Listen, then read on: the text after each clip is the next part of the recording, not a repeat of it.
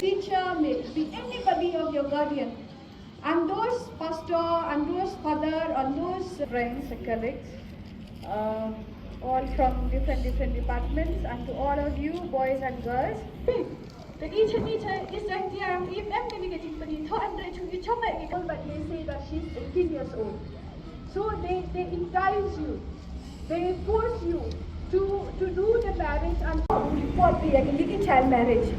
The MCGV number the legal assistance come on your KCP phone number 15100 1098 to report child marriage. The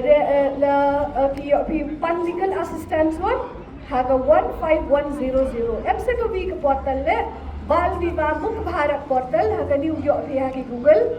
Your website to report child marriage incident. I hope you understand by that. So that is the objective of this act. We should prohibit a child marriage so that we can get a more developed society. How did the back the act number in not touch down, group India the now we have to be vigilant, we have to be aware of our own right, and we should not let anybody force us to contract into any kind of a child marriage act. That's all, thank you. That is prohibiting the child marriage. That is a prohibition of Child Marriage Act 2006.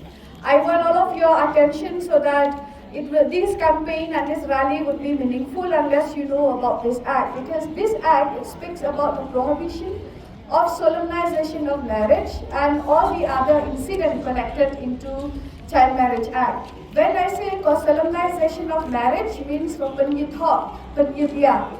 okay? So the universal definition of a child is a person, may it be male or female, who is below 18 years old is a child, right? However, this particular act that I'm talking to you now, it gives a different perspective to a definition of a child. It says that a person, if a male, who he is a person below 21 years old is a child, and if a girl, she is a person below 18 years old is a child. Which means that a child for a girl, she has to be below 18 years old, whereas for a male, for a boy, he has to be below 21 years old.